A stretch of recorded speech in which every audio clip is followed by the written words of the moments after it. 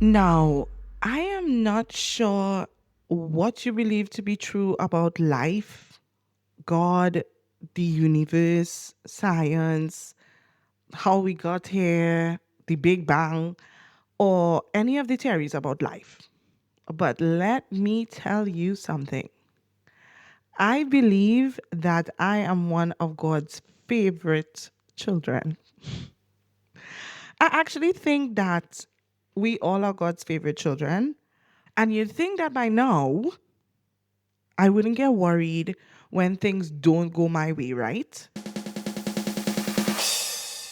No, wrong.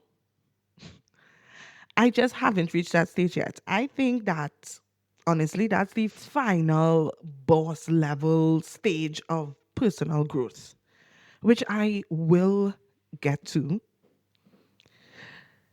If you've been following me since I started this journey, you'll know I'm on a mission of reflection, growth, gratitude, and just trying to clear out some of the clutter in my mind.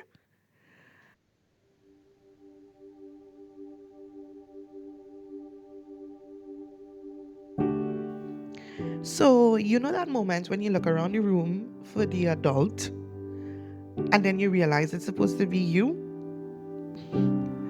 Yeah, me too. Hey, I'm Rency and welcome to I Thought I'd Know by Now. I started this podcast because somewhere along the way, I realized I couldn't be the only one thinking, I thought I'd know by now. Know what I was doing, know where I was going, know why certain things happened the way they happened, how they happened. But life has a funny way of teaching us that maybe the goal isn't to have everything figured out. Maybe it's to keep growing, keep trusting, and keep showing up, even when we don't have all the answers. So, every week, I'm inviting you into honest conversation about faith, about life, about relationships, friendships, unexpected detours, and the stories that shape us along this journey. I'm really glad you're here. Let's get into today's episode. Sometimes we miss the good things happening in our lives because I guess we are just accustomed to them. And we stop noticing the big blessings, the small blessings of our everyday lives because they become normal.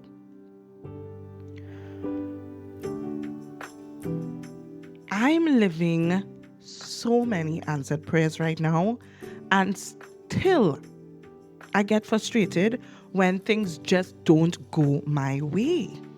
What is that? Episode 3, we spoke about the little garden and how it helped me to survive one of the most uncertain periods of my life. 2020, COVID-19. So let's continue. I'm still living with my host family and I'm trying to figure out what is my next move. I'm thinking about it. I'm not sure what is going to happen. I have no plan as of right now. I'm just trying to stay sane. Remember, my sanity was leaving episode 3. My 2 other sisters were both in Jamaica at the time, and I'm speaking to them, I'm speaking to my family, I'm speaking to my parents, I'm speaking to my friends. Now, I decided that one of the things that I could maybe do is to become an au pair for a few months. Even though they weren't treating me as a burden, I need to figure out my next step. So I've decided to become an au pair to allow my third host family to go and visit their family in Valencia, which is another city. It would also buy me some time while I figured out what I was going to do next. Soon after that, I applied on the au pair website and I'm speaking with a young couple. They live Beak, Catalunya, which is another city in Catalonia. And they needed help with They're two toddlers, two cute baby boys. So, of course, arrangements were made. The lockdown is officially over, but there are a lot of restrictions still everywhere, you could imagine. Before I know it, the family is coming to pick me up from Villanova del Valle, where I'm living. I'm there and I am saying goodbye to my third host family. Now listen, waterworks. I am crying because you have to understand, these people, we just passed through quarantine, lockdown, global pandemic, the start, this highly emotional period together. And we became family. But the show must go on, right? So everything I owned was packed up into my suitcases, my bags, and the young couple, they came and off we went.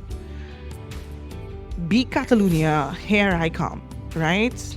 New city, new family, trying to buy some time to figure out my next step, because remember, Spain's borders are closed, Trinidad's borders are closed. I cannot go home. So around the same time, I'm speaking to my sister. She was like, hey, we have a friend here from Trinidad as well, studying in Jamaica, and she has a sister living in Madrid. So she was like, listen, I'm going to speak to the sister and let me see if I can connect you two, because the sister is also Trinidadian and she's living in Madrid. I'm like, okay, yes, that's a great idea.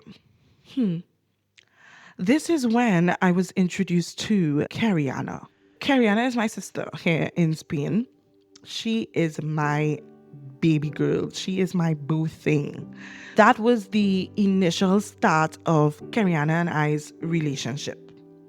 She told me that she was studying in Madrid and she was doing postgraduate studies at a university, which also allowed her to work as a teaching assistant at a high school.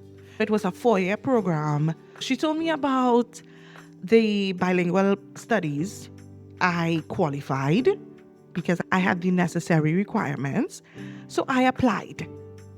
Of course, your girl got accepted because I'm brilliant like that. The plan was planning a bit, right? So I'm in Be Catalunya and I had a place to stay for the majority of the summer. I got accepted into the university program in Madrid, so I have that waiting. It starts in September 2020, right? I'm very excited because I have something to look forward to. Okay, thank you, Jesus. My sister got in contact with her friend. Her friend was able to give her the number of her sister in Madrid, and now I'm in contact with that sister. Things are happening, okay? So I arrived to Beak. I already told you, I am one of God's favorite children. I like to tell myself that I am God's favorite mischievous little baby girl. I arrived to Beak and it is paradise. I'm telling you, we are driving into this dirt road and there I am seeing a stream on the left. It is all full of nature, just green fields. It is just this kind of surreal type space.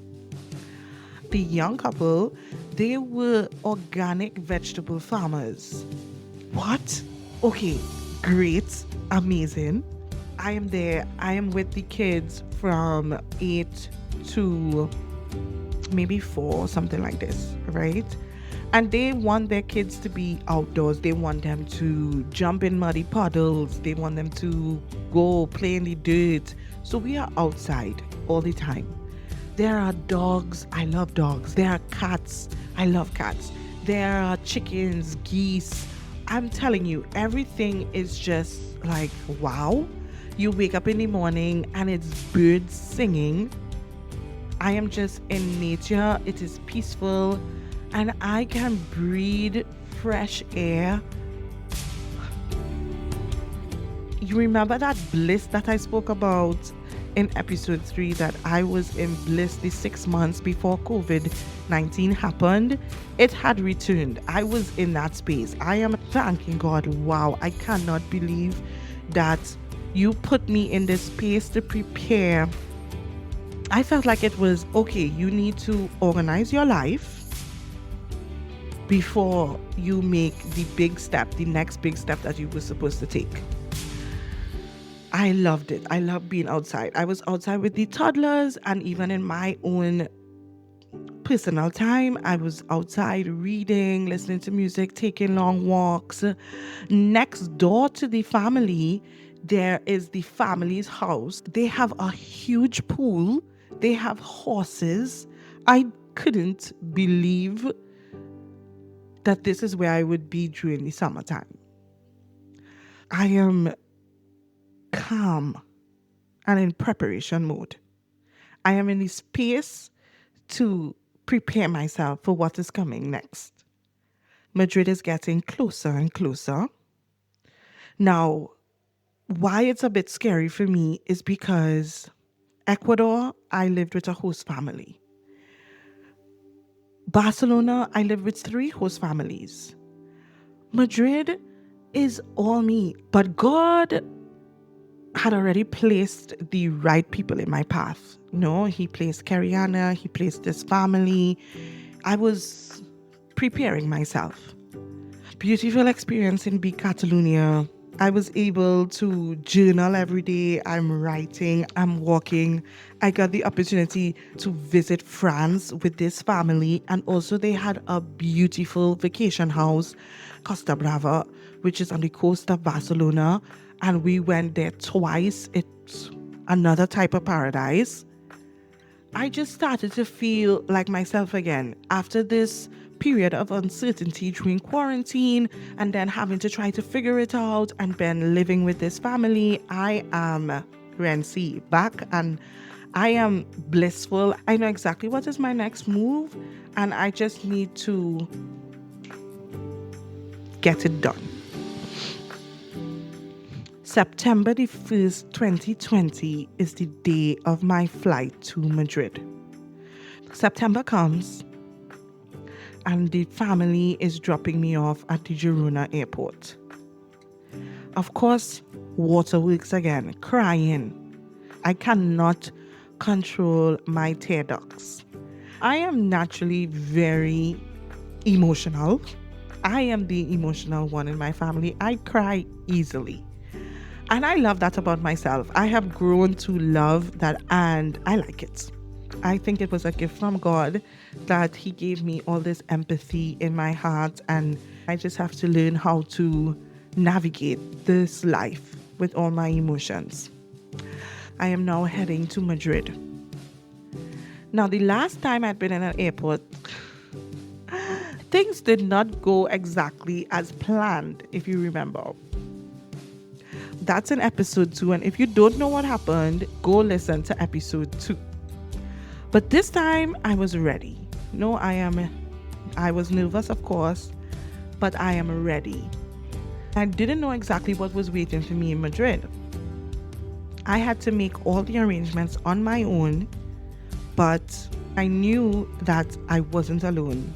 I wasn't walking into this alone. When I tell you God was with me, my guardian angel, He is with me. That was September 2020. Now I'm still in Spain, and it's 2026. Back then, I just thought I was trying to survive a pandemic.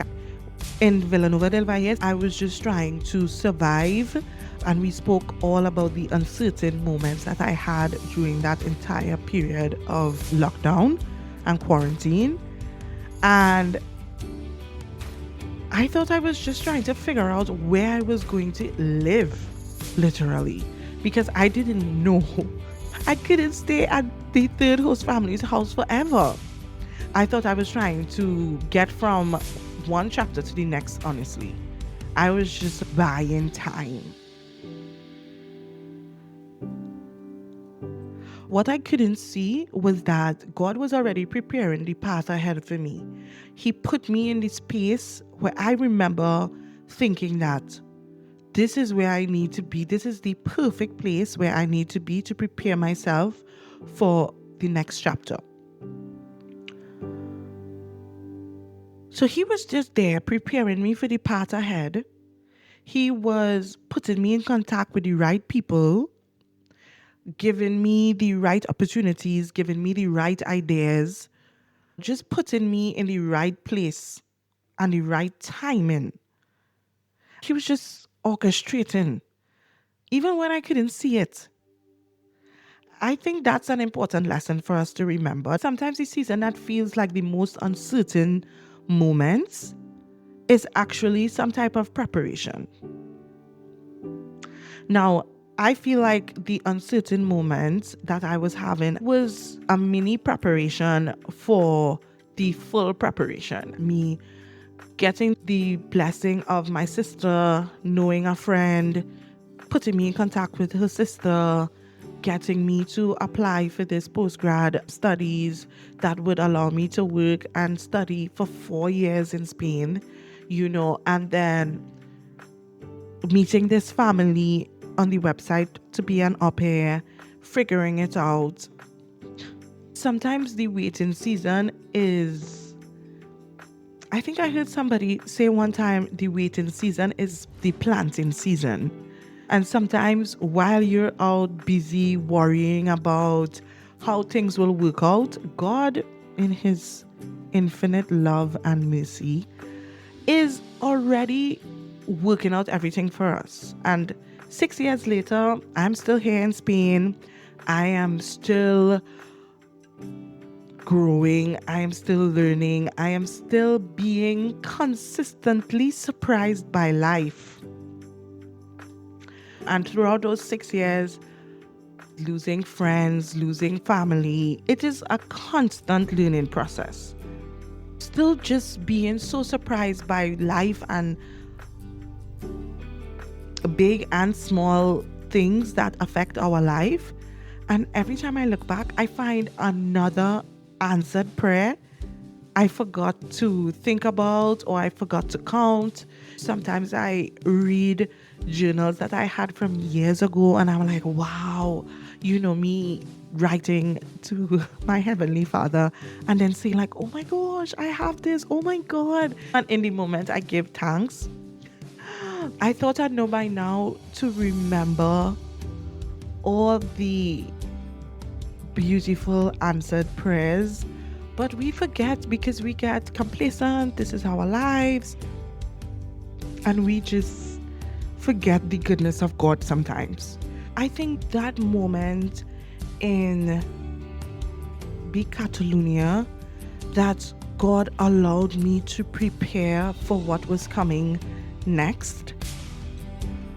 I think we often forget that grace period that God sometimes gives us. No? Of course, we don't get that moment sometimes, but thank you, Jesus, that he gave me that moment. So many things have happened in my time here in Spain from September 2019 to now, July 2026. And I just think that it's also an extremely important lesson to remember the prayers that were answered, and that when we do get that beautiful moment of preparation, we need to talk about it and give praise for it and be thankful for that moment.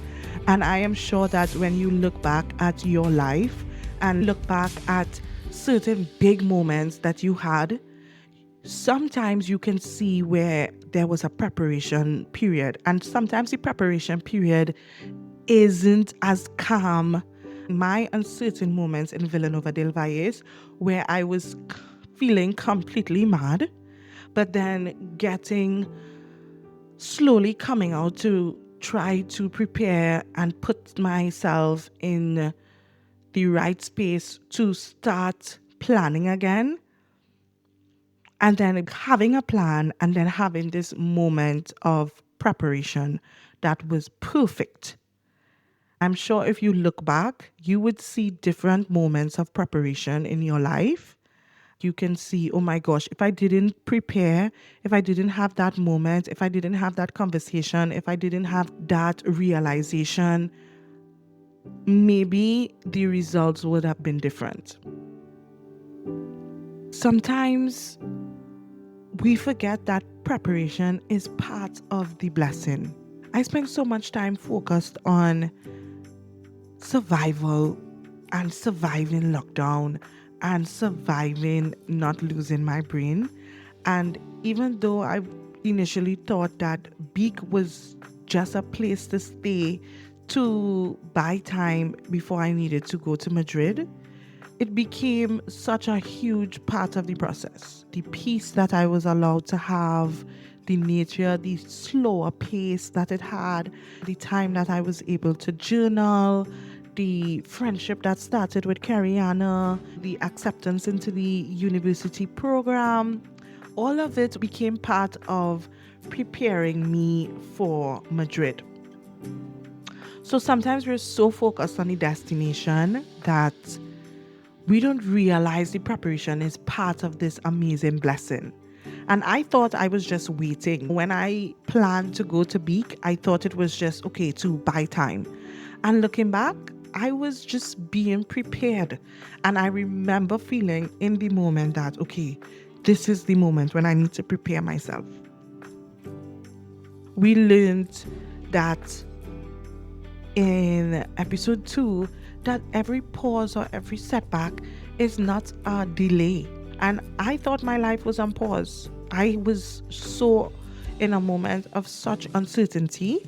And then looking back, it really wasn't on pause. I mean, everybody was on pause for lockdown, but it was part of the process. So some of the most important things were happening, but silently in the background. We remember the struggle, we remember the success, but nobody remembers the preparation part that they had. Sometimes people forget the moment in the middle. So we remember the struggle, we remember the success, but we don't remember the preparation in the middle of those two things. We talk a lot about the storms and we talk a lot about how things was so difficult. And then we spoke about things getting better. And we celebrate the breakthrough and getting into the program and getting into the university. But I think that we need to realize that the preparation season is also just as important. Even some might say more important than the breakthrough, more important than the success. Just the days that didn't seem so important to me at the time, and now years later, I can definitely see that they were the days that made so much possible. In 2020, I was praying for stability. I was praying for a plan. I was praying because I was so unsure of what was happening. I was praying for direction. I needed to feel safe because I was so far away from home during a global pandemic, not sure what was my next steps. I needed to find some type of opportunity. And then today, many of those prayers are my reality. It didn't happen the way that I expected it to happen. And sometimes I still focus, I don't know why, but I still focus on what I don't have. That's why reflection is so important to me right now. I want you to think about, in your own journey,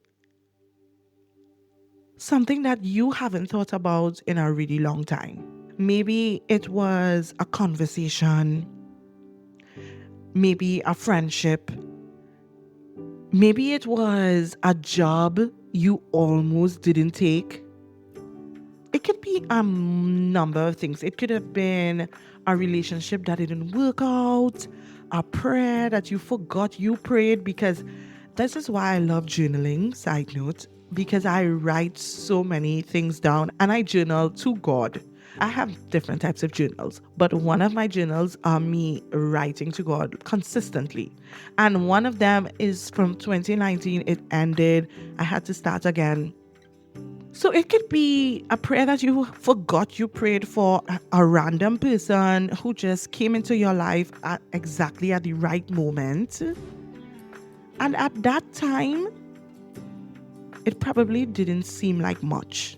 But then, of course, looking back now, you can see how it changed everything.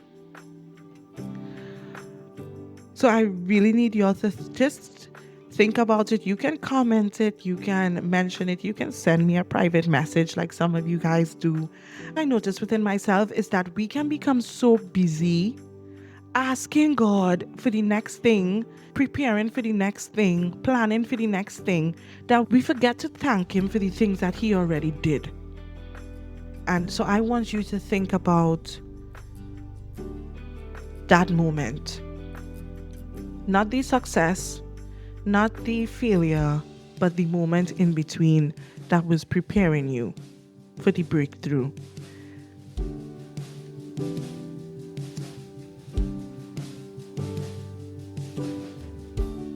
Looking forward to hearing from you guys. I'm so excited. Continue on this journey with me. Let's laugh, let's reflect, and let's not be so hard on ourselves because we are all still just figuring it out. I'm Rency, and this has been I Thought I'd Know By Now. Life obviously keeps life in, so let's keep learning, and I'll see you guys next week.